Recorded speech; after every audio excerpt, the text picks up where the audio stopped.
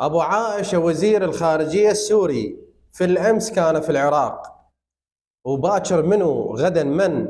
أكيد الجولاني وربع الجولاني، حتى يمهدون الطريق لربحهم الدواعش.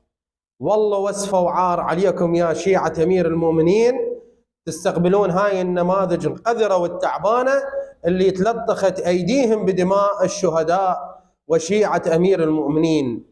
كلكم شايفين الأحداث اللي جاي تجري في سوريا، وهدفهم شنو؟ أن يبيدوا الشيعة. وإحنا هنا بالعراق على مود عود المصالح العامة جاي نستقبل زيد وعبيد وعمر. والله وسفة فعلا صدق من قال على حصة طبل خفا يا رجلي. هي الحمى منين تجيك؟ من الرجلين. وهاي دولتك اللي هم شيعة وجاي يستقبلون بهذول الدواعش على مود شنو؟ على مود تمهدون لهم الطريق حتى يطببون الدواعش علينا.